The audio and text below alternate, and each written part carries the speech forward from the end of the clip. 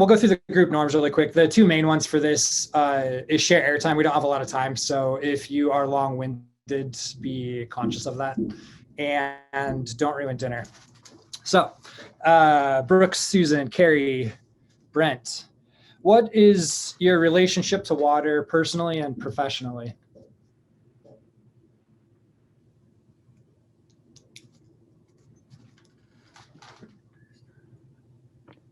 I can start. Professionally, I am as mentioned earlier, I'm a residential real estate developer. So we deal with water in a lot of cases, mostly on the construction front. How we divert water and keep water out of foundation is a very interesting challenge, something that I don't think we actually do very well. So efficient systems with that is actually extremely helpful.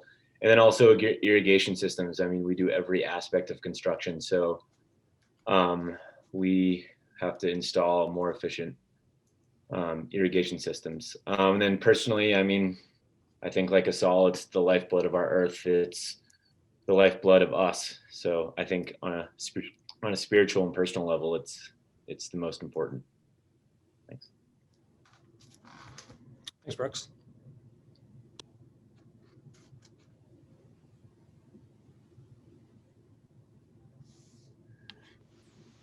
I can jump in. Sorry, I couldn't find my unmute button. So again, I'm Brent Zundel with DNRC, and personally I work in everything from floodplain management, dam safety, to stream gauging and water rights in Southwest Montana. And personally, I, like the reasons that everybody loves Montana, whether you're fishing or rafting or skiing, whatever form of that water may take, liquid or snow, or one of my favorite beneficial uses of water is its ultimate conversion into beer at one of our microbreweries. So that's kind of my background for this. Love it. Susan or Carrie? This is Susan Duncan.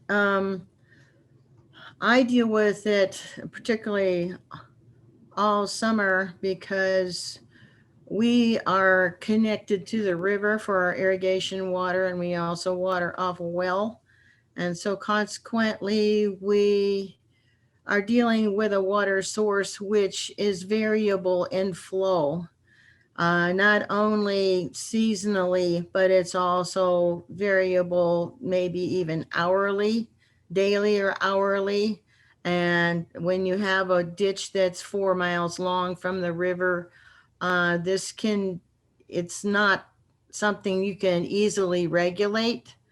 So my husband spends about 8 hours every day or more moving pipe to cover it, even on 76 acres. So without that, we would be able to only grow 50 ton of hay instead of 100 ton. And also at the moment, we're running about 80 head, which is a little over our carrying capacity of 60, but that includes calves. So we're the amount we can grow and the number of animals we can feed is definitely based on whether we can irrigate or not. We have old water rights so that we can irrigate throughout the summer. But without that, water's the lifeblood of agriculture. Thanks, Susan. Carrie? Working in the legislature, we set policy, pass laws that are being implemented by, specifically in this case, DNRC. We're going through the water adjudication process, seems like forever, the last 20 years maybe or something. Trying to get to a final decree on all the basins in Montana. Some of those are complete, some of those are not. We have the exempt well issue that's always in front of us, and that has to do with development and new water rights, groundwater. kind of complicated things several years ago in the Smith River case, where they attached groundwater to surface water in that connection. So now we're finding water rights, subsurface water rights being connected to stream flows. And so being in legislature and, like I said, chairman of House Natural Resource the last 6 years, and on the Environmental Quality Council, we've had a lot of issues come in front of us from agriculture, development, cities, municipalities, not only on water coming out of the ground, but also discharge and policy through Department of Environmental Quality on discharge permits and municipal treatment systems and stuff, some of those running out of compliance. So, you know, I've been in policy for the last 8 years, but I'm also a senior water right holder in the Kleinschmidt Canal company since the late 1800s, running flood irrigation on our ranch southwest of Bozeman. Thanks, Kerry. With that, will you take me through a little bit about who owns water, senior and junior water rights? Just a brief elaboration on them. Just first in use, first in right in the state of Montana. So senior water right holders, if you have got that water right prior to the person downstream or upstream, you have, because of your priority date, you have a senior right to that water. The last several years, we put a commissioner on the Gallatin, which monitors all the discharge and all the diversion points on the Gallatin. Shared use, you get a lot of cooperation between farmers and ranchers. Everybody can't use water at the same time, otherwise there's no water. As we lose irrigated land, whether it be flood or sprinkler, we lose the ability to move that water in those ditches because you have a certain amount of water it takes to carry water. Say, for example, a Kleinschmidt Canal, that's 26 miles long. If we were to lose half the water rights in that canal, the people on the end of the canal aren't going to be able to get their water because it takes a certain amount of water to transfer that water through that ditch system. So as we lose agriculture, we're going to be losing water flows in these ditches. These ditches are critical for augmentation of water recharge, groundwater recharge. And as everybody knows, a river doesn't flow by surface water flowing into it. It takes pressure underneath the river to hold the water in the river. Take, for example, Central Park down by between Manhattan and Belgrade. That water table has dropped 80 feet. No development, basically.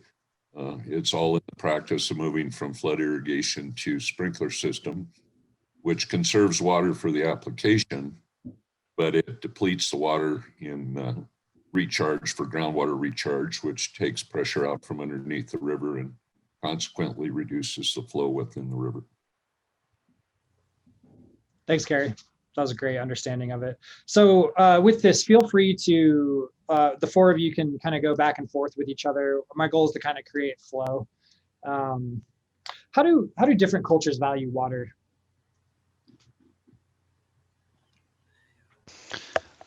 I'll say that I think in the Montana and much of the West, our water right system was developed in the mid to late 1800s, and it was a mining-based system, and that's, as Kerry said, that's where that first in time, first in right comes from.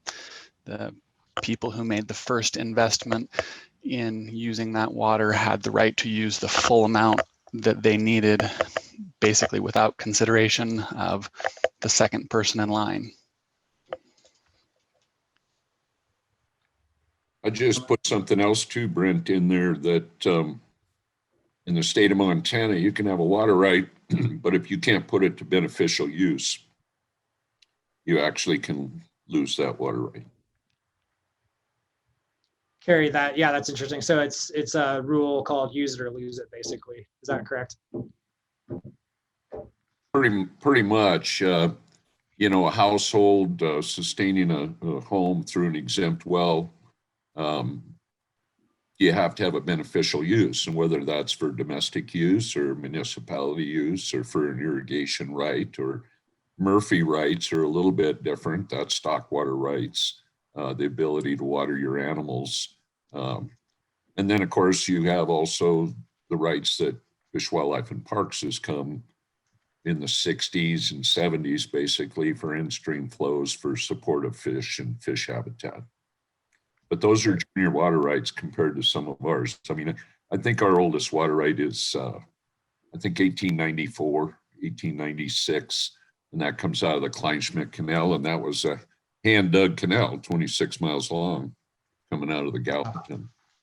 You got the Kleinschmidt, you got the Farmers Canal, you got the High Line, you got the Low Line. There's some older water rights in the Low Line Canal. Then you got the Baker Supply Ditch, Middle Creek Supply Ditch. You got all these ditches coming across the Gallatin.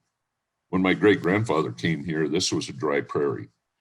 And only after they dug those irrigation ditches and started irrigating and increasing that or raising that groundwater level did that, you know, become a green, fertile valley.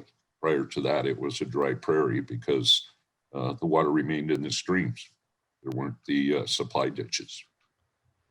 Great history. Sort of. Thanks, True. Gary. Oh, I was gonna let's go rip Brent, on and that. then let's go Brent, and then Brooks. You were gonna say something also.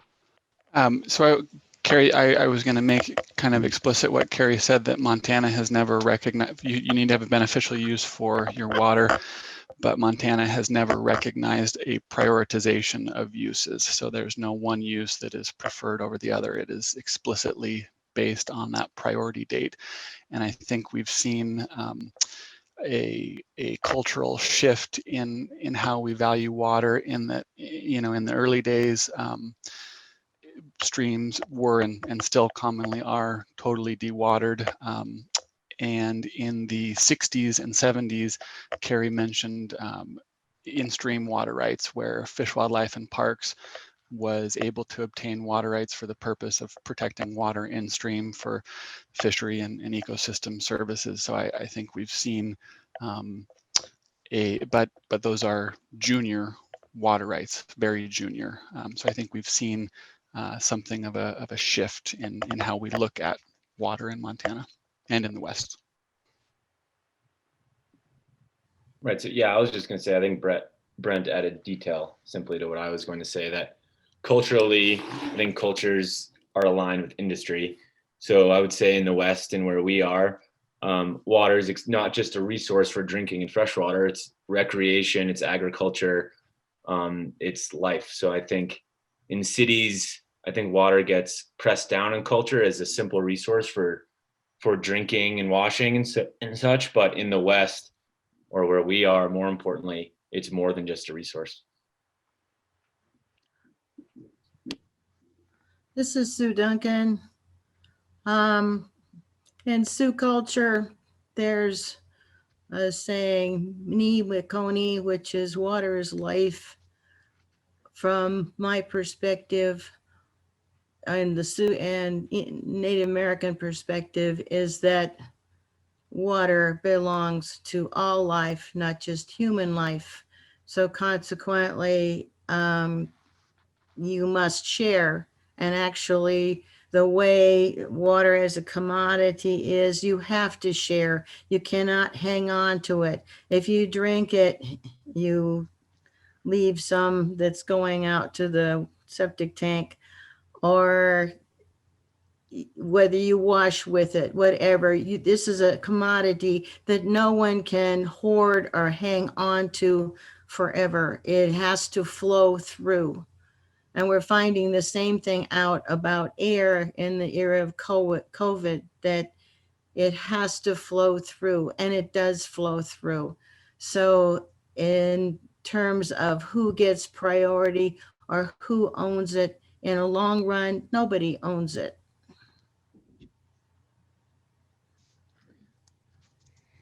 Thanks, Susan. You know, Tate, I make a, Part of my, this is yeah, go ahead. our Montana State Constitution, all waters ebb and flow, atmospheric and groundwater belong to the state of Montana for the benefit of the people of the state of Montana. So there's been a lot of effort for other states to be taking water from the state of Montana. And I think it's imperative for the state of Montana to make sure that we abide by our Constitution and the ability to have that water available for all uses. And there's no priority uses, whether it be a municipality or agriculture or anything in the state. We have the first in time, first in right doctrine. But at the same time, nobody in the state of Montana owns the water. Water belongs to the state of Montana for the benefit of the citizens. And that's why I mentioned it has to be put to beneficial use in order for you to use the water. Okay, thanks. Thanks for helping me understand this a little bit more deeply. I read this book called Cadillac Desert, and it was probably the most sobering book I have ever read. And it helped inspire today. And Carrie, you mentioned it a couple times where, you know, the valley used to be prairie and it wasn't green, and mentioned about how other states are trying to gain access to Montana's water. I know Colorado feeds LA and a handful of others. Is the Western United States living in an artificial condition?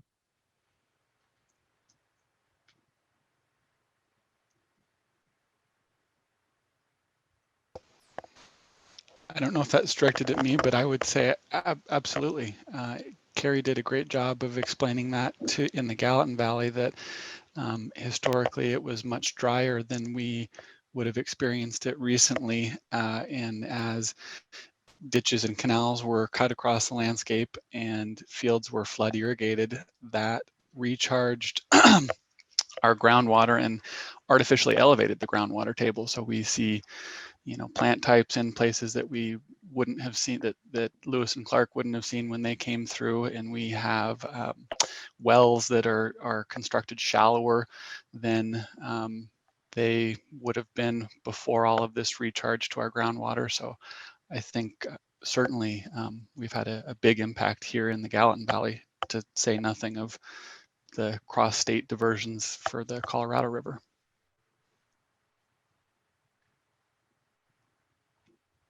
So we've built up this system and made it as resilient as we can. Can we maintain it? Is it a sustainable process that we've developed? This is Susan Duncan.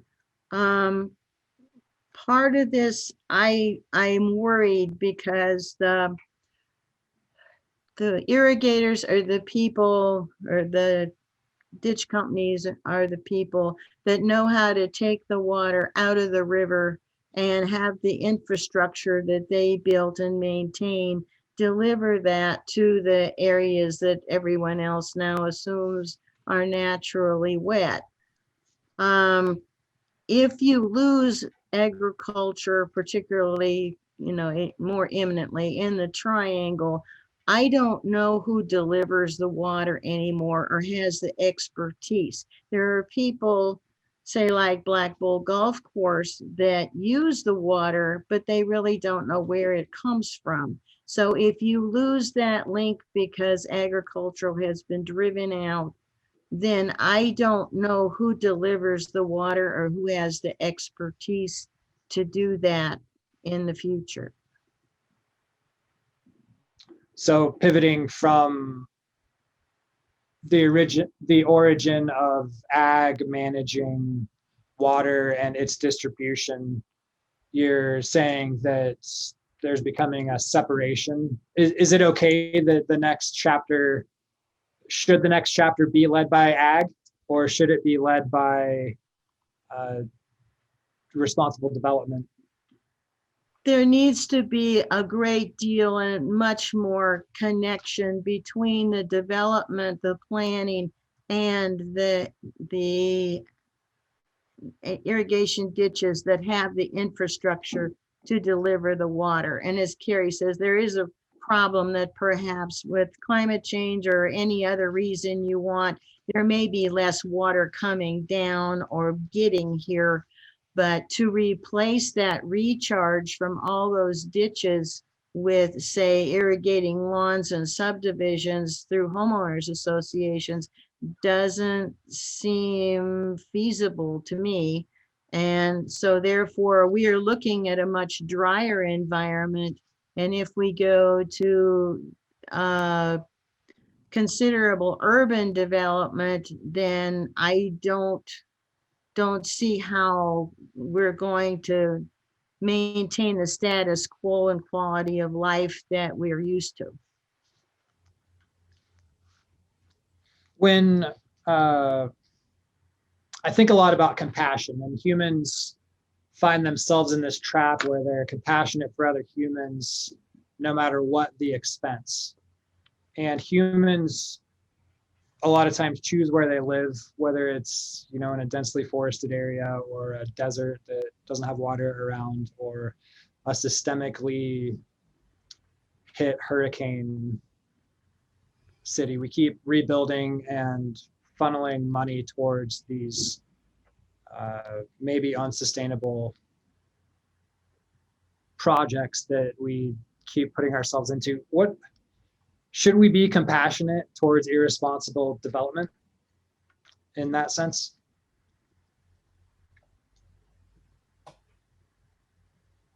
I mean, I would argue that there needs to be a socio-ecological reform in all aspects of development and all the shareholders of this problem.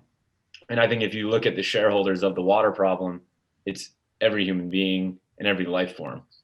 So I think every single shareholder, which is everyone, actually has a deep responsibility for change for this problem.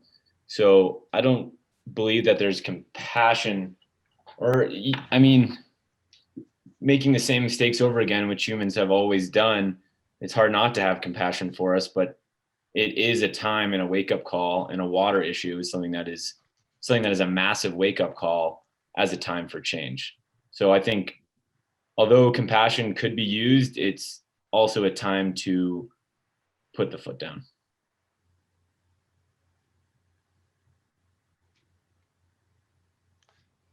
Kind of riffing off of that, what's Bozeman and Montana, as COVID hits, we're getting this outside pressure of people moving into sustainable, beautiful Montana. And that's adding a lot of pressure to a lot of people who are on this call to, we maybe not be able to turn away people from coming, but we're doing our best to kind of steer the growth that we don't have a choice whether it's coming or not. And so I want to explore a little bit about what's the impact going to be on our local water resources over the next 20 years if as the population and development expands.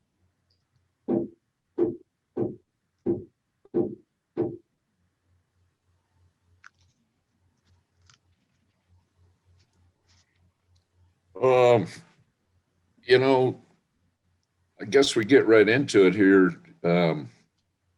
Bozeman's out of water, and they are running out of compliance because they can't meet their TMDLs on their mixing zones in the East Gallatin because they're dumping more water out of this waste treatment plant into the East Gallatin than the Gallatin or the East Gallatin flows.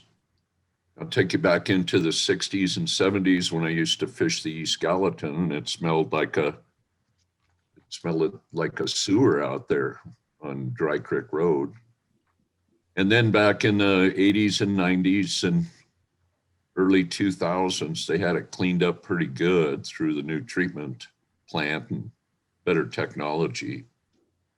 And now it's starting to smell like sewer out there on the East Gallatin out there because can't meet the TMDLs, and there's a lot of slime and scum on the side of the East Gallatin River.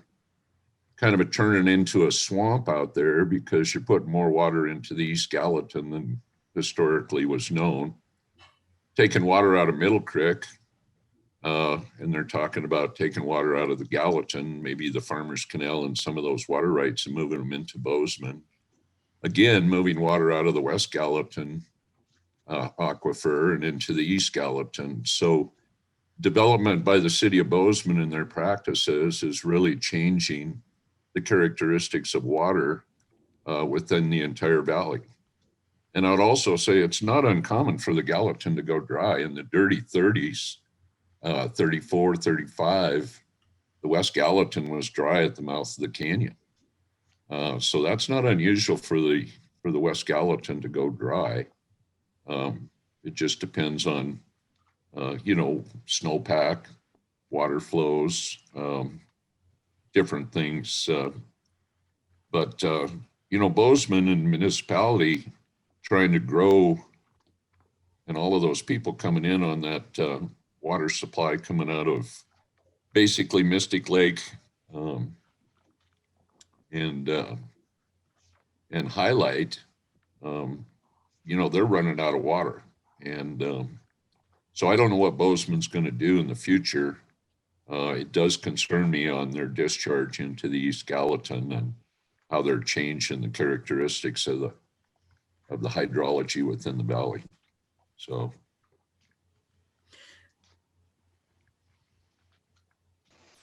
I know we've got folks from the city of Bozeman who can speak to this better than I can, but about 40% of the city's water comes from Highlight Reservoir, 40% from Sourdough Creek, and 20% from Lyman Springs and the Bridgers.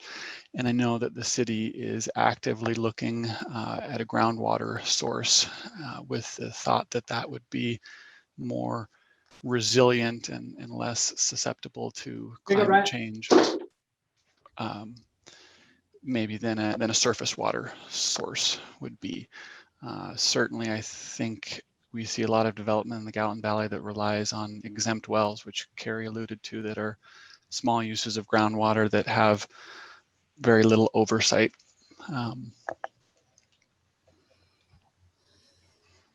This is Susan Duncan. I've done a few calculations looking at there's 6 major ditches that are coming in from around the mouth of the canyon to Four Corners that go eastward from the West Gallatin and never come back into the West Gallatin. They're carrying, just by rough estimate, 32,000 miners inches of water, which is about 800 CFS. That is fanning out as like you took a bird bath and gently lifted it up, and it goes whoosh across the valley there between Jack Rabbit and the East Gallatin from Huffine Lane.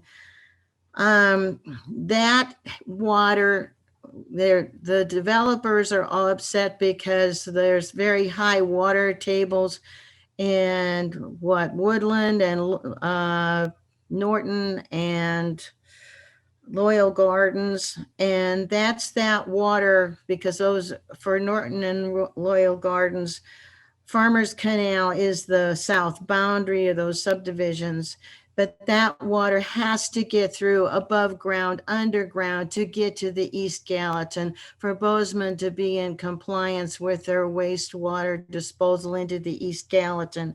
And if their disposal needs become greater and greater as Bozeman grows, and the irrigation water or the delivery of that for non-existent agriculture in the triangle diminishes, you got a situation there that's just really tough. And I don't know how you deal with that, except that water is going to be the limiting factor on how much this valley can grow, unless you become, even if you become very, very frugal with it, there's a point where you'll max out. Thanks, Susan. Zach, I saw your comment. I want to go back to, so Zach mentioned that indigenous culture would think of the Gallatin Valley as a lush wetland, and maybe before it has been. So how does the larger ecosystem naturally harvest water? So back before we even came, how did nature capture it? And this leads into beavers and all of that. I just want to get a little bit of history of nature's natural remedy for capturing and storing.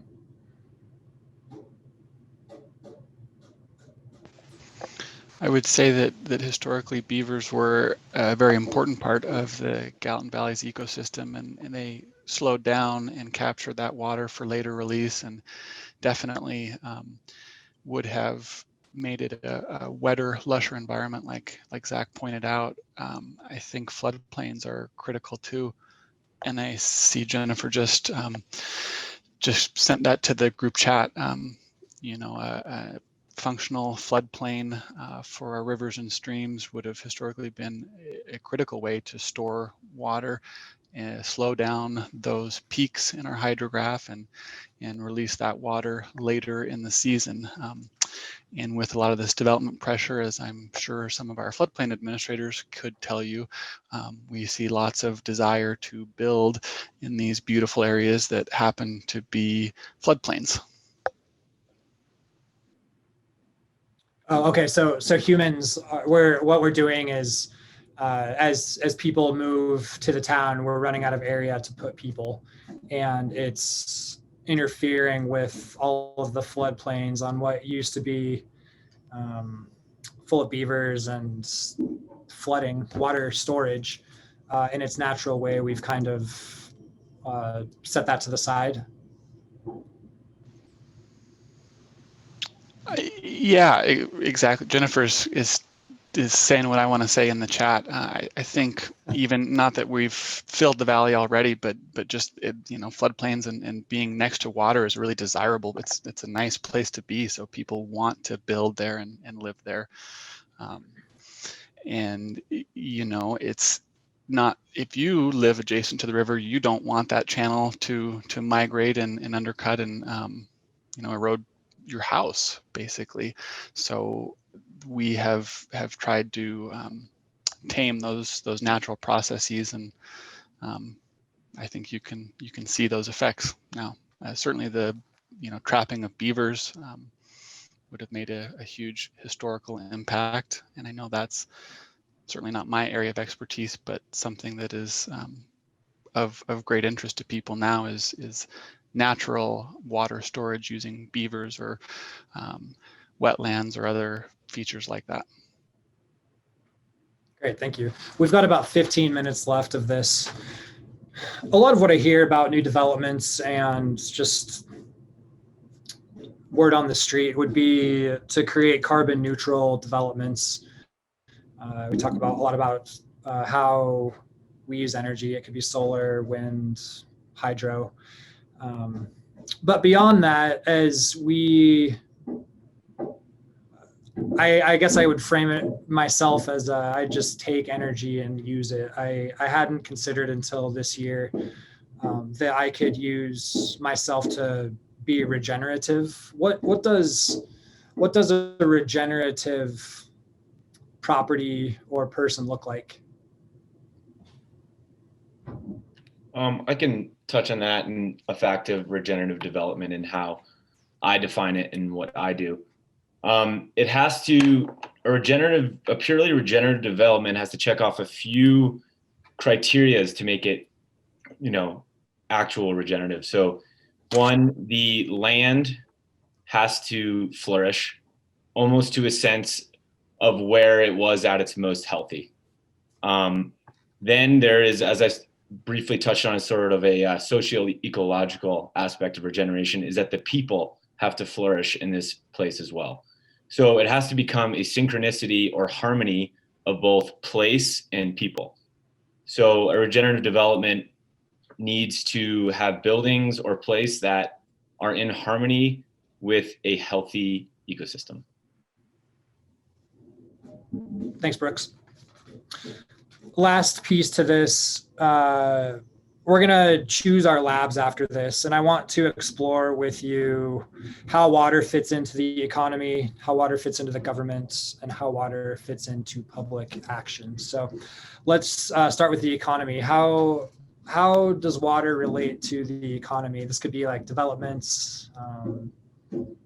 How I would guess, as a developer of blunderbuss, I think that in an economic practice, if we had solar and have good agriculture and take care of the land, I see a tremendous economic value to that.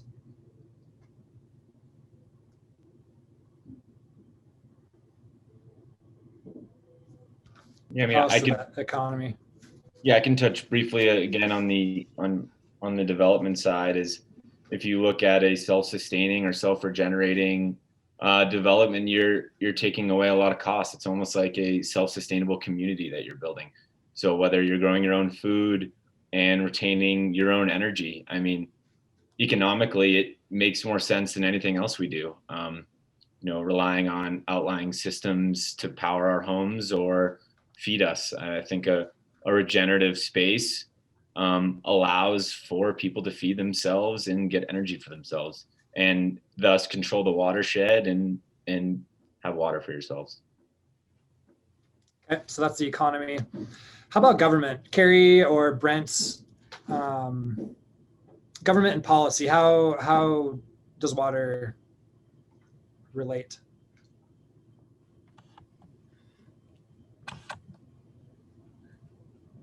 Well, everybody needs water to survive. That's a fact. There's a certain amount of water on the earth, and that's never going to change. It doesn't fly into outer space. It's either atmospheric or it's surface water or it's groundwater. Most of the earth is made up by salt water, of course. That has an evaporation factor, which goes into the atmosphere, which when it hits the topography of the earth, has a certain amount of rainfall or snowpack. So all of those are connected. I think government and planning boards and commissioners and those people that are responsible for looking at development and where you want that development to occur, they have to look at certain laws and regulations that are passed by elected officials and implement those policies. I think that consumption is something that really needs to be looked at, and I think in an honest way. They say that an average household may consume 400 gallons of water a day. Well, that's not absolutely true. If you're on an individual well and septic tank, you're only consuming approximately 2% of that 400 gallons. The rest of it's going back into groundwater recharge. Consumption basis on the part of agriculture, flood irrigation was the common practice before we had high pressure pumps and center pivots and wheel lines and putting water on ground that never was irrigated before because of topography, because flood irrigation wasn't practical. We moved that irrigation practice onto additional lands. But we've also increased efficiency by using sprinkler, but we've increased consumption by evaporation. And that never gets back into the ground for recharge and therefore reduces or lowers the groundwater table and consequently lowers the flow in your rivers that supply that irrigation or municipal water. So I think we need to look honestly at the consumption side. And it's like Susan was mentioning, this water we use needs to pass by us. We use it, we discharge it, and downstream users have the ability to use that same water. Hopefully it's in a clear, clean state that we're not polluting it with pesticides, herbicides, fertilizers, and stuff like that as it goes through. So I think we really need to look at consumption in a fair manner. Great. consumption is part of each of our labs. So thanks for kind of segueing us into that, Carrie. Last piece, last lab is public action. Where does public action and how can public action fit into water?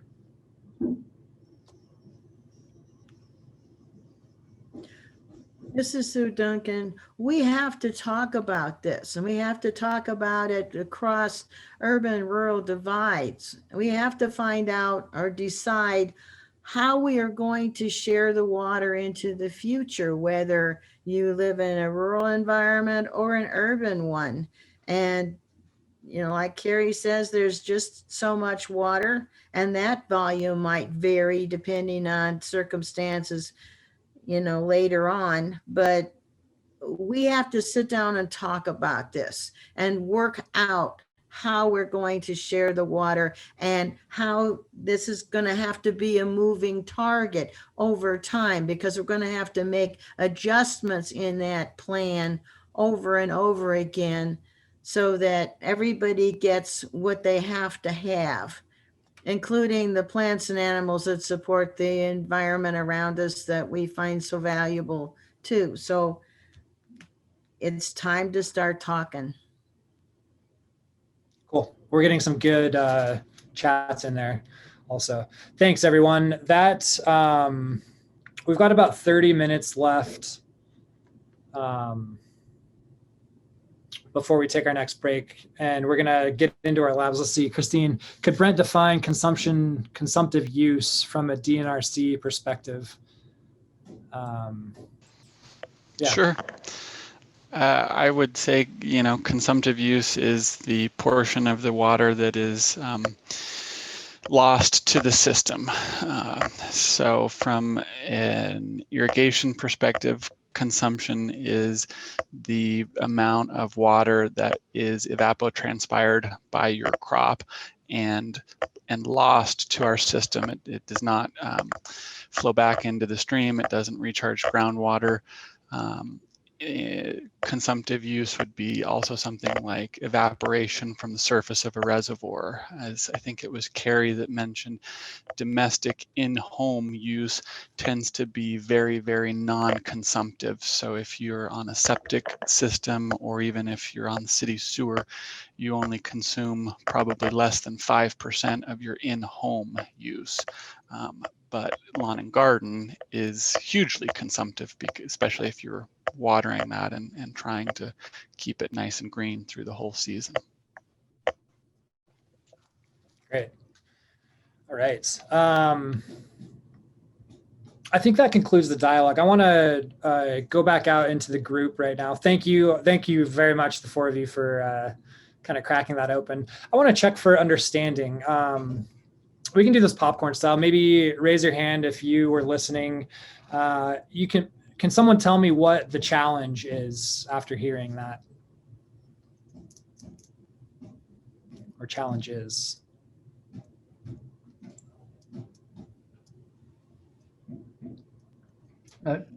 Tate, I can't raise my hand. Well, I guess I could, but if I can just talk.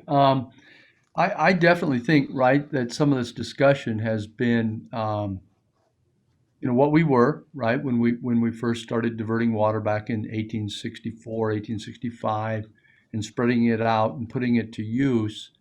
And then as more people and more uses became available, we're seeing, for a lot of factors that were shared today, a different normal, right? And we talked about educating folks that have used the water and new people that have come in to use the water.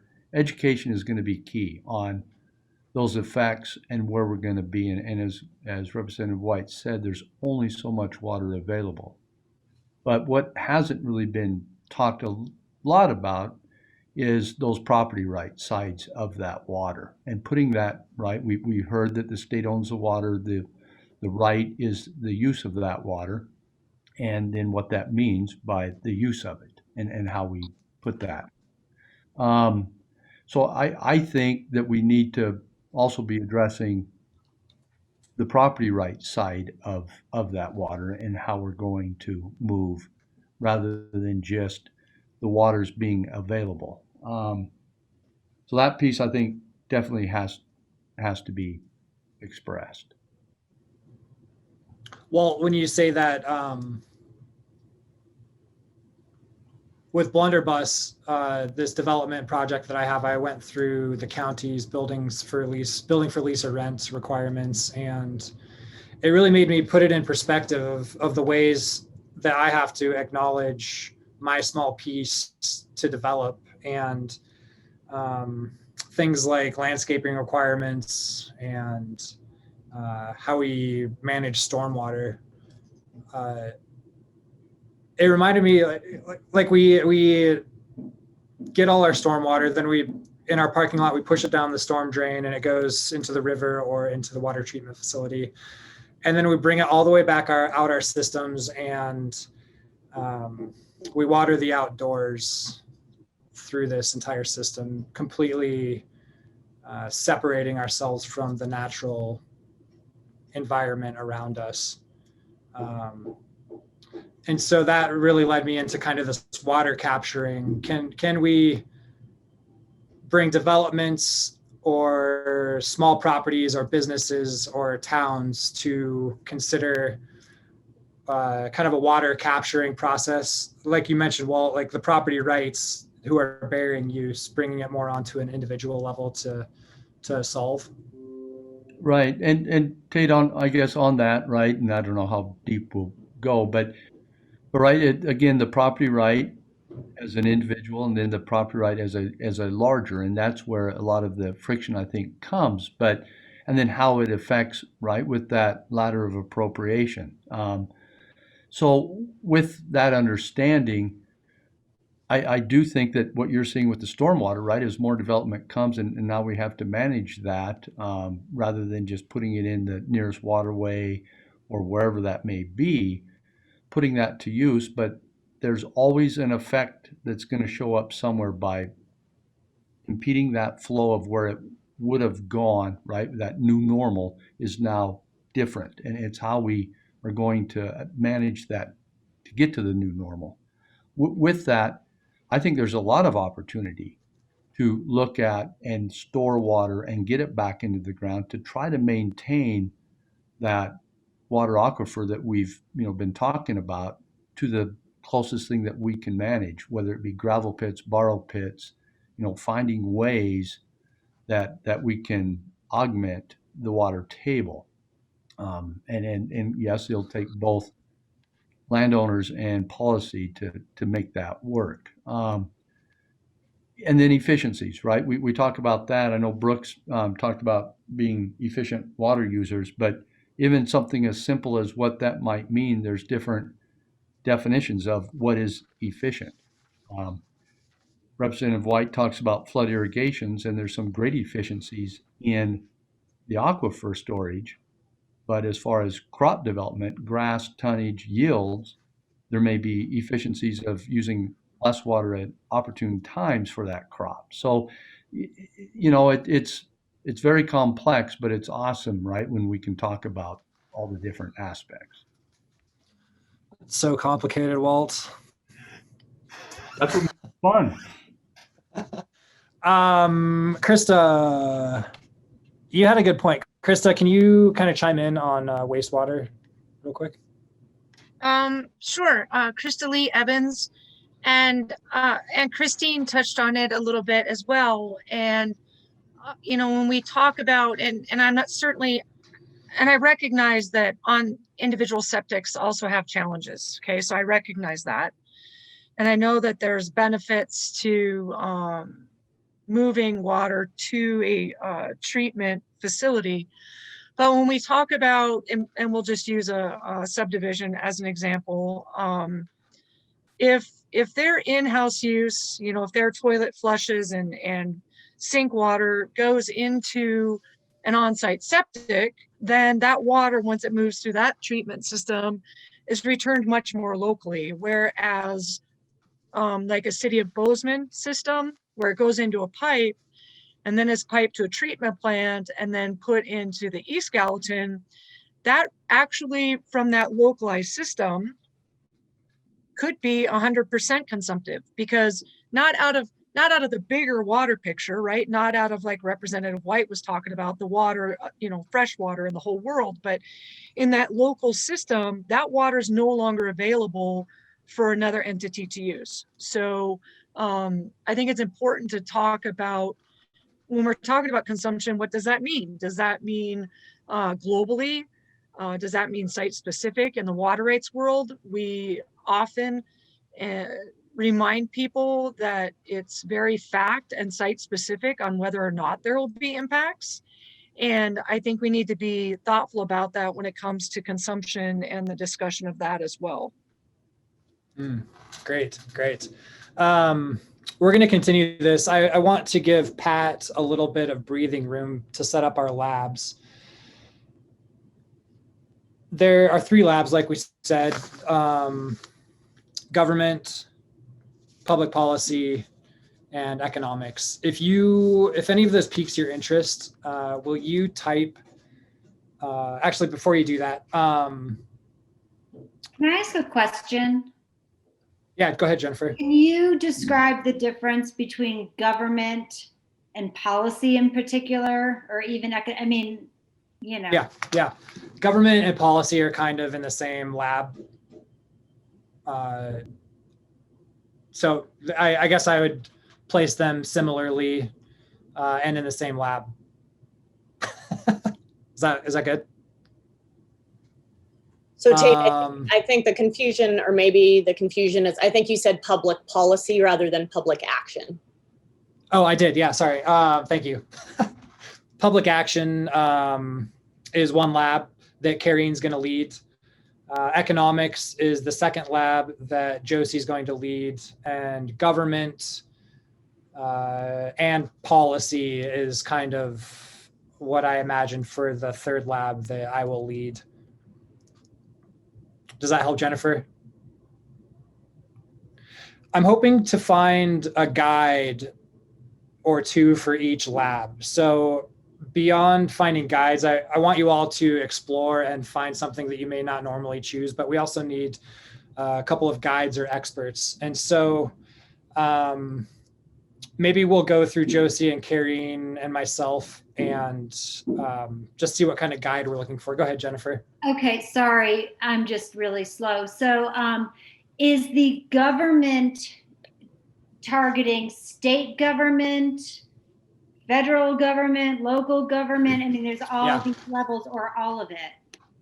So I think we should go more locally, Gallatin Valley government. And it might broaden from there, but I don't want to overwhelm everyone. This is a huge topic. But I think let's pertain to kind of the Gallatin Valley for this. And there's enough room for about 9 people in each lab. So if we can level it out a little bit. Let's see, we've got public action, government, economics. Cool. While that fills up, are there any other things that are emerging that you maybe hadn't thought about before today?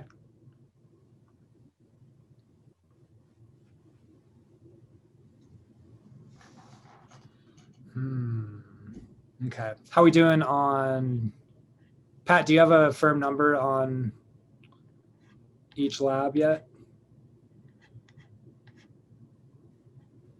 I'm definitely still working on it for sure. Okay, cool. Josie, we're a little ahead of time. Do you want to intro systems change? Sure. And Nathaniel, if you want to pull up that slide.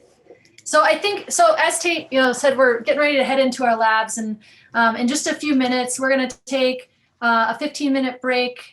You can go grab some lunch and eat that with your lab group. I'm going to, in a moment, I'll dive into a little bit more about what to expect for the labs. But as we head into the labs, I think something, and we've already tapped on it a couple times, but something that is helpful to keep in mind is to think about the scale and the sphere of how we're creating change. So Nathaniel, do you want to go ahead and share that slide that we have? So I recently had the opportunity to talk with a gentleman, John Kanya, and he does a lot of work in systems change. And in just a moment, we're going to show you a diagram that I think is helpful. This work that he's done is coming out of like 10 years diving into theories around systems change. I believe the research is coming out of both Harvard and Stanford. And to me, this is just super helpful. When we are looking at what the challenge is, it can feel extremely overwhelming. But when we start to dive down into like what specific levers of that system that we want to affect, suddenly, the little parts start to come together to create system-wide change. So when you're looking at the screen here, there's basically 3 kind of tiers that all flow into this like larger transformation of change. And I think notably, I just had to chuckle when I pulled this up, knowing that I wanted to share it with all of you today. This is coming out of their report called The Water of Systems Change. And just, in this idea of like thinking of water and how everything flows downstream, it just seems to me to be really fitting. In any case, John and his team identify 3 different layers of change. The first is structural change. And so in that level of structural change, that refers to things such as policies, practices, and resource flows. And we've already started talking about some of those pieces already this morning. And the key here is that these are pieces of change that are explicit. They're very clear, tangible. We can kind of like wrap our heads around what those look like in a very tangible way. The second layer is relational change. And this is where we start to dive into things like power dynamics and relationships and connections. And this morning, we started to tap on that. I think Susan in particular was the one talking just about that shift, pointing to that shift from ag to development and looking at that relationship in terms of kind of like who's delivering, but there's also the power dynamic of who is actually like not just delivering the water, but who's driving that awareness and holding that as a value. And then finally, in relational change, these are things that we can layers of change that we can start to dive into. And if we look at them, we can articulate them and we can start to make them more explicit, but that inherently they're a little bit more hidden than the policies and practices and resources. The final layer of change is that of shifting mental models. And certainly have heard a few people tap to the importance of education, and education certainly helps to support changing mental models. In the mental models, that can be, anything. We can look at it like in the nested layers of organization, and it can be something very specific to a particular sector, or it could be much broader than that. The key here being that that's where transformative change is really happening, but it's important for us to have the other layers of change before we get to the mental models. So thanks for sharing that, Nathaniel, and we'll drop a link to this in the chat that you can follow up on it if you want. So with that, I just wanted to offer that to help as we go into the labs to feel like it's okay to, and I think we need to be okay focusing on kind of one aspect of change and know that as we go in these labs together, our goal is to come up with actual solutions. This is not like the solution. It doesn't have to be the perfect solution. This is just one solution, one simple effort that we can maybe come up with together to start moving this needle. So as Tate mentioned, we've got our 3 labs. So we've got the economics, we've got the government and policy lab, and then we have public action. And what's going to happen when we come back from our brief break is we will divide up into the labs And we're going to start off by taking just a few minutes. Well, one, for people to once again just introduce themselves to their smaller lab groups. But we're going to take a few minutes to dive into the polarity around our role as both producers and consumers. And Tate mentioned this in the beginning, that in his dialogues, he likes to explore polarities. And one of the great gifts of polarities is that that creativity lies in the tension between the two of those. And so for us to start looking at coming up with creative solutions, we need to be able to really dive in to both sides of these poles to find something that maybe we haven't thought of yet. And so with that, we're going to be in each of the labs, we'll be diving into the polarity specifically of nature's model of producers and consumers. And if we think to ecology, my background is originally as an ecologist, and we can break down basically everything that happens in nature as an economy between these producers and consumers. And we all play a role as each of those. So we'll dive into that within our lab specific groups for a few moments.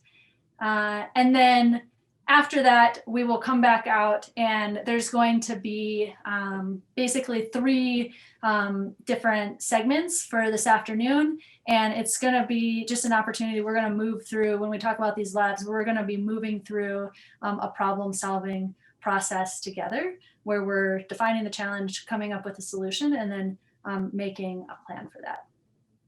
So with that, Tate, is there anything you want to add there before we head off? Nope. I was just going to see if there are any questions.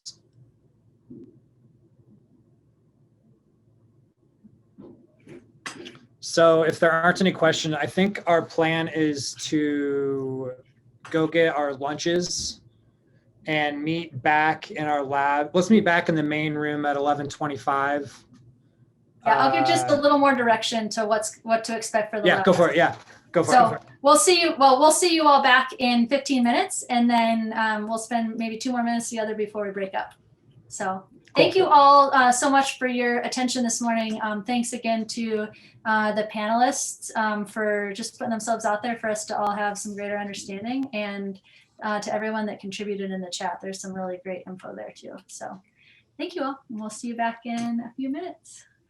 See you at just before 11:30. Oh, 11:30. Yeah, we'll see you at 11:30. Perfect. Welcome back. Welcome back. Should I kick We're us back. off, Tate? Yeah, that would be lovely. Cool. Yeah, and it's feel free. We'll trust that you're there while you're snacking on your lunch. That's fine. We're going to break into our groups here in just a minute, hoping we can get videos on there. But as we head into the lab, I just want to go back to our goals for the day. So state them at the beginning, and just to restate them. Our hope for the day is first and foremost to have greater understanding and to start to orient around the challenge regarding water, the challenge at hand. So first to understand and to orient, and we're going to continue to gain understanding as we go into the labs this afternoon together. Our second goal is to clearly define at least a piece of the problem, and from there work to build a solution and come up with some tangible steps that we can take within each of these various sectors.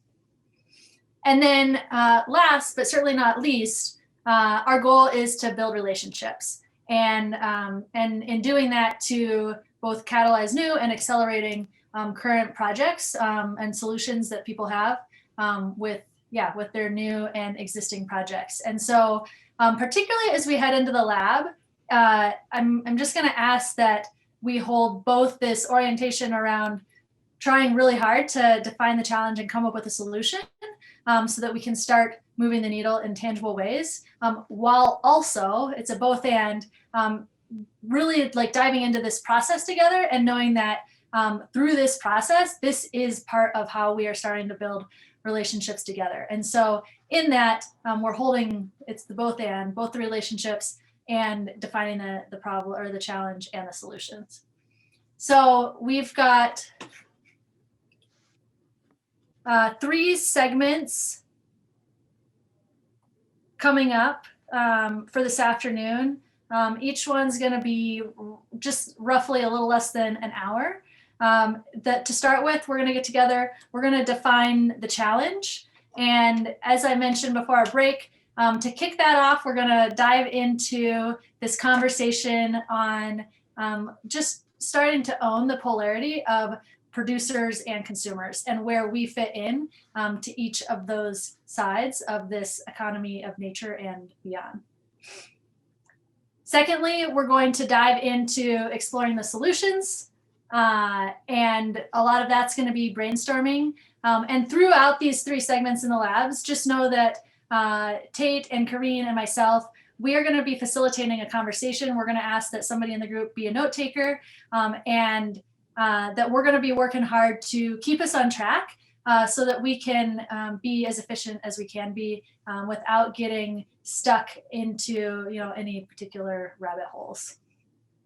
And then finally, we're coming up with an actual plan for that solution. And in coming up with that plan, we're also going to be coming up with a short 2-minute presentation. When we're done with the 3 lab segments, we're going to come back together in this group again, and we're going to take some time just to share those presentations. You're going to have the opportunity to pose like an ask to the group if there's something that one of the other, somebody or the other groups, the economics or public action might have to offer, that you can pose your ask to the group as well as any offers. Yeah, and then with that, I just want to remind us, and we'll remind you of this as we go, but just our ground rules: listen with an open mind, listen harder when you disagree, bring your best intentions and attention, and we really appreciate that. That's what's going to help us make the most out of the experience. Pay particular attention to sharing the mic and just being aware of trying to get all the voices in the room heard. Yeah, keep your commitments and don't ruin dinner. So with that, I'll just take one quick scan here. If there's any questions, just jump right in. Otherwise, we will have Pat send us into our breakout rooms. Okay. All right. Seeing no questions, can't wait to see the rest of you in a couple hours.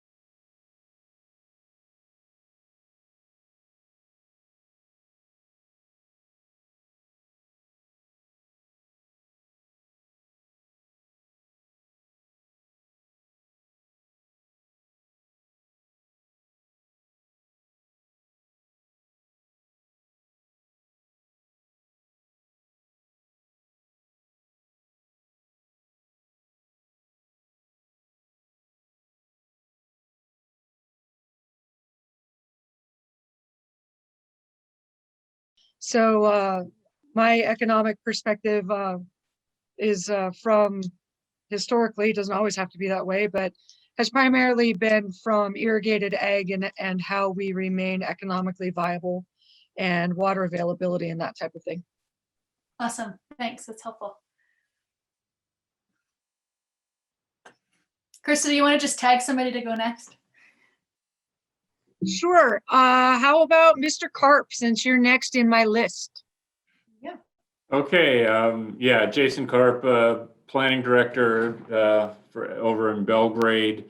Yeah, the economics topic just interested me.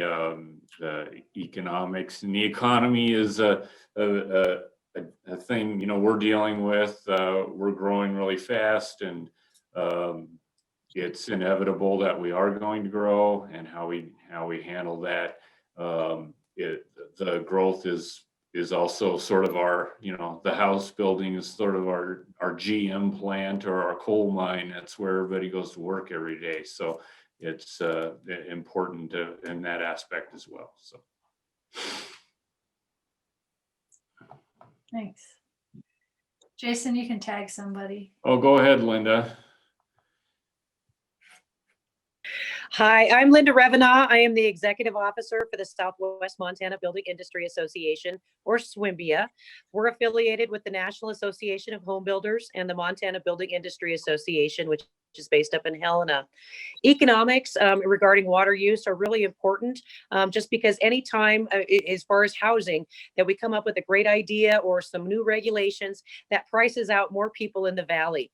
If we continue with that strain, we are just going to be turning ourselves into more of an elitist area, and definitely changing the demographics and the whole feel of our area. So that's one of the reasons I thought economics would be a wonderful one to be a part of. Great.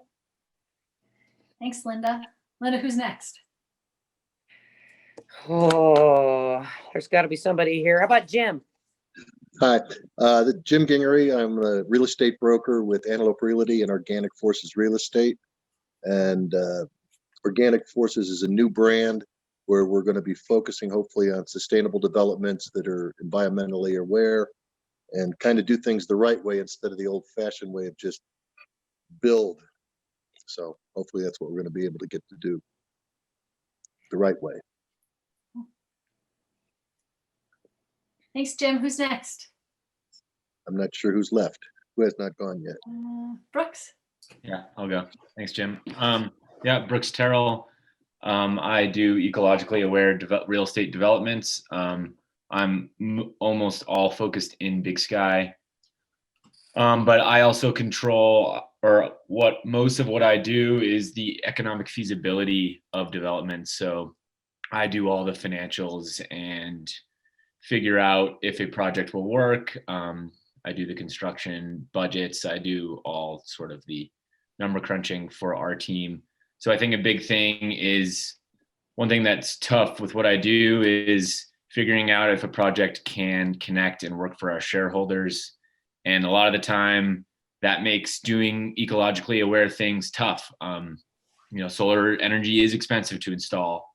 But like, where can we get that? And I think there's a thing with water and efficient water use that I don't know about yet, but I think is something that I can sort of work into my system. Awesome. Pat, do you want to go? Thanks, Brooks. Oh, sure. So I'm Pat Loken. I guess my business is I record and broadcast like television and like concerts and that sort of thing. So it's not really water related. But yeah, I don't know. It's interesting, and then I'm definitely kind of interested to see like how the economics of it could work out. Because it's one of those situations where it's really difficult to build an economic system that's going to account for water. Because it's is it just ultimately come down to just making it really expensive to buy water rights, or how's that going to work? I don't know. Cool. Thanks, Pat. And Brian, are you there? I don't think so. And again, I'm Josie, and I don't know that I like specifically say this in my intro, but ultimately I am a facilitator, and I have facilitated groups of all sizes and different layers of organization, everything from huge like multinational corporations, global consulting firms, all the way to local businesses like local coffee shops and some of our resorts up in Big Sky. And I think where I fit in and how I ended up with the economics group is, as a facilitator, what I'm doing is helping to move a flow of energy, essentially. And that is what economics is.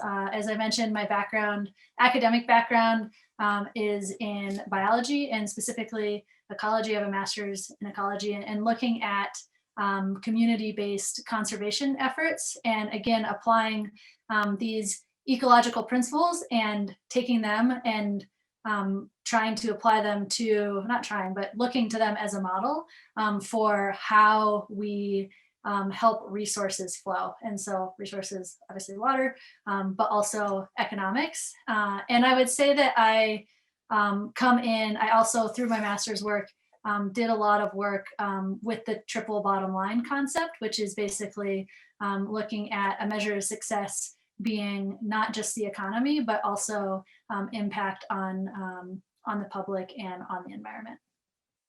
So that's a little bit about my background. And with that, despite what I just shared, this idea of exploring the polarity between producer and consumer, I can't take credit for it.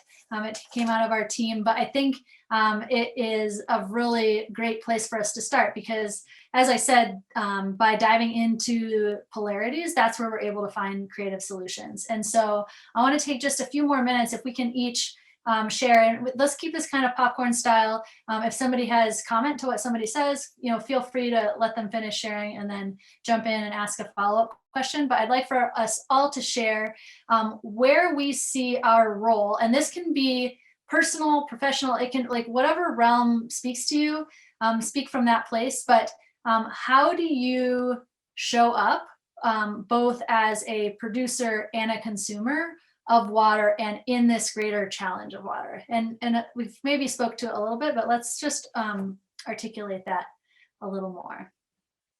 So how do you show up as both a producer and a consumer? So Josie, this is Krista, and I'll start. And I don't know, maybe I'm way off base, but the producer, and maybe I wasn't paying good enough attention, but in my mind, none of us are producers of water.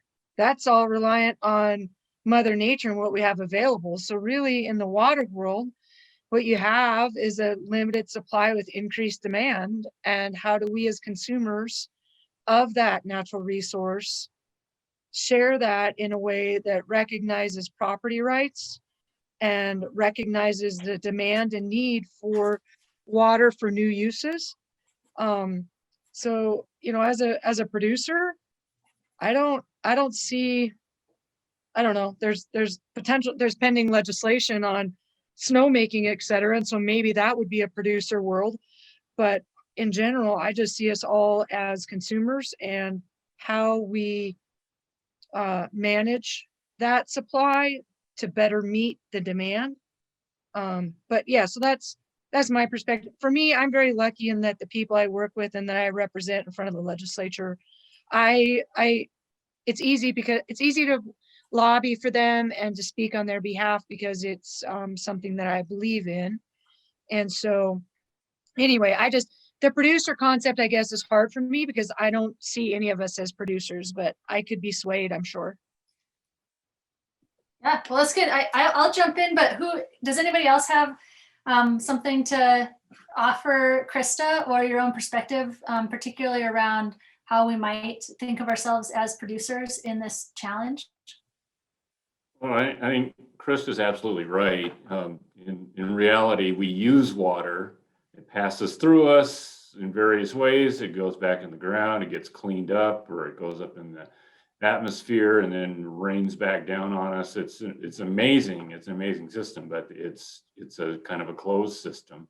But we describe it as producing water. Here in the city, we have 7 wet municipal wells in Belgrade, and we produce water for our system, for our cities, for drinking water and washing and fire protection and all those various things. So we bring it up out of fairly deep wells. We run it through our system, use it for our needs, and then it goes out to our treatment plant where it ends up getting spray irrigated on the airport property. So some of it evaporates, some of it goes back in the ground, some of it grows plants, some of it goes right in the ground through infiltration beds. So that's how we produce water in Belgrade and use it, and then it goes back in, after we're done with it, most of it goes back into the system.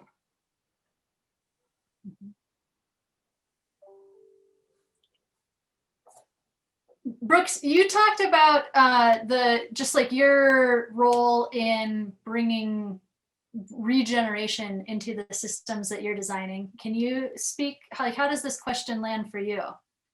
Yeah, so it's sort of tough because, that's something we'll get into today, but like the current project I'm building and the next project I'm building, I wouldn't say I'm producing any water. I would say we're consuming, and I hope to find more efficient uses. But I do have a fully regenerative project in the works. And the way they do that is by repairing the watershed on the land. So essentially reinvigorating the water systems that are the natural water systems that are on the land. We would, but with bioremediation and, there's beaver work, there's well work of recreating the natural flow of water on that piece. So I guess you could say by repairing the water systems, there would be a production of water.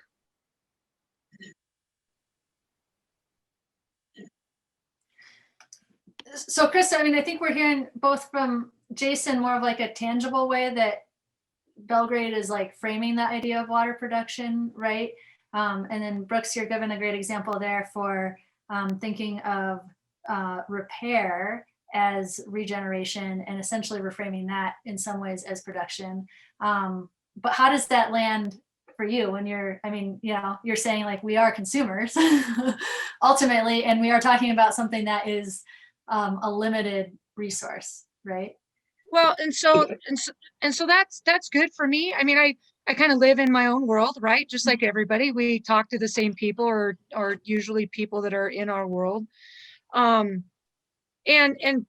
put in that way, I think that there's folks that I work with, whether that be, changing their irrigation practices or, creating wetland systems, et cetera, where if that's, if holding water in an area for longer or recreating the natural habitat would make more water there and available potentially for human use or for fish and wildlife or whatever the demand is. I think agriculture fits into that. Not all, just like not all builders are doing what Brooks is doing or whatever, but yeah, so that makes more sense to me now, and it's just looking at it from a different angle than what I had been.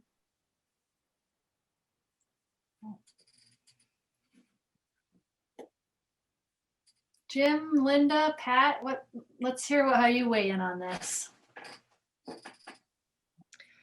Well, home builders generally people think are just solely as the consumers, but there is a lot of ways that, again, that Brooks had touched on for how they can design homes, developments to actually recapture a lot of that water, use a lot less of it. And I think the education part is primary. When green building was first, there's an example, when green building was first appearing, people were like, well, do I build it and then the people will come? Or is it going to be a consumer driven option that people are going to be hearing about? I'm hearing more from the builders that it's more of a consumer driven idea that they'll do that. The home builders are supplying a product, so they are going to be putting what that person, that consumer, is wanting.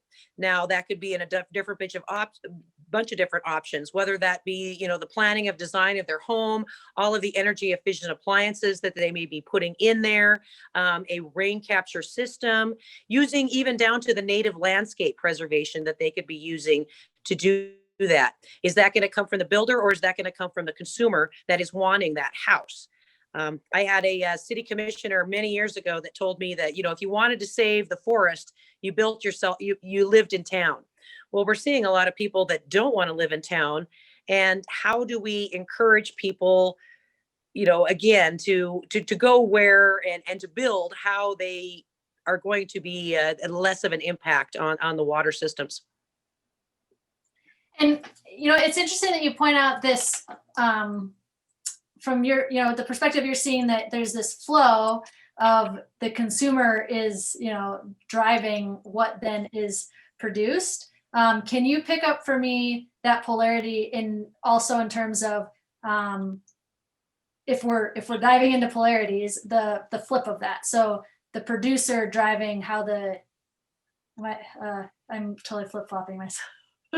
Producer driving what the consumer is looking for. How might that look? Or just fill me in on your perspective on that polarity. Well, I mean, the changes to the exempt well laws in Montana in changed, you know, how people are going to be doing a lot of these, you know, small subdivision developments and everything like that. That's why we've seen some of the subdivisions, and they have their own systems in place. So yeah, it's a hard question. It's the chicken and the egg kind of question.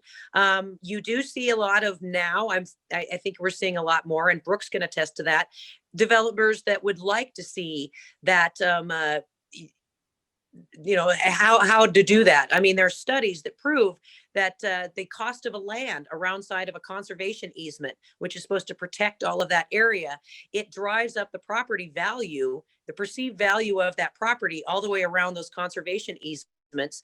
And thus it becomes more of a scarce resource and a more desired end product where the consumer, the home buyer, is going to want to live there. How do we change some of those perceptions to, you know, for the and home buyer, renter or the like, to take a little more responsibility for their own personal water usage, at the same time trying not to hammer down too far on the regulation side for the builder, because that end product that he's producing is going to be more expensive.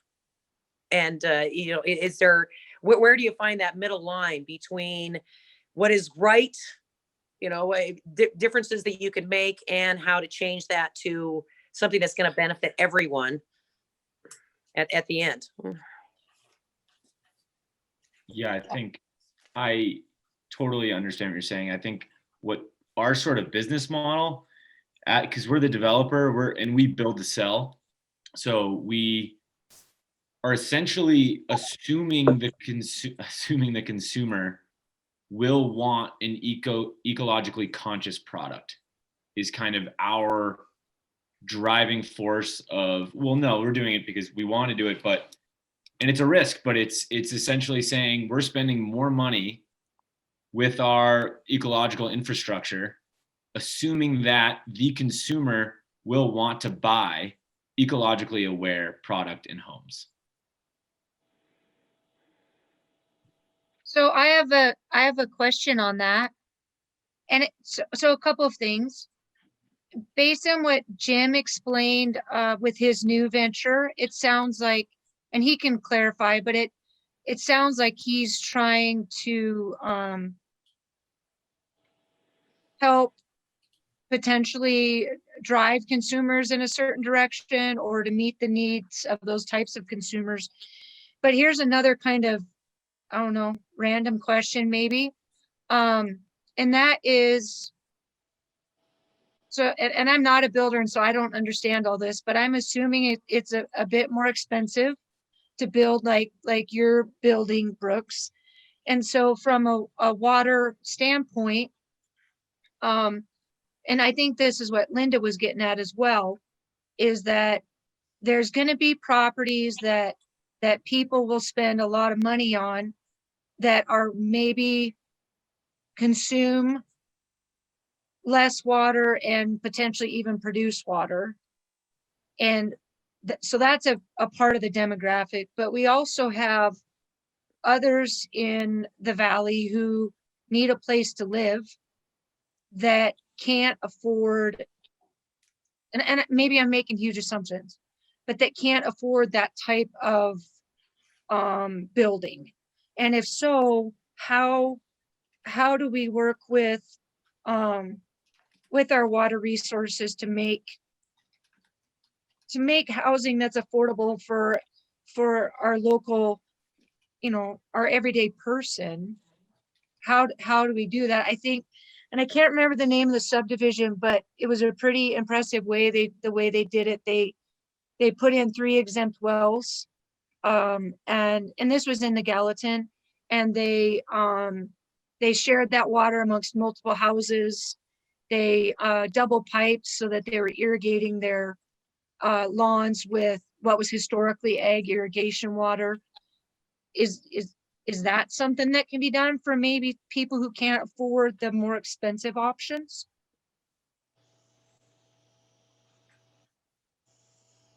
This is Jim. Really making certain that as this valley grows, that we do have affordable housing and there's just a whole bunch of things to get all rolled into it. And I think if it really starts with education, within the real estate community, I'm going to tell you that there's many of my brethren that are brokers and agents that have no idea of the water situation in the valley to start with. And I'm going to guess that there's some builders that's not their primary concern either. So if we can start with education, so we actually understand what it is. I learned a lot today that I didn't know about. I don't know, enough said. So thank you, Jim. First of all, I almost forgot, we have a worksheet we're going to be working on. It was really important to us that we weren't recording this, so people feel free to just talk, but we do want to capture notes. Is there anybody in this group, who in this group would be willing to be a note taker for us? Anyone? Brian, awesome. Brian, I dropped the link right there. And if everybody wants to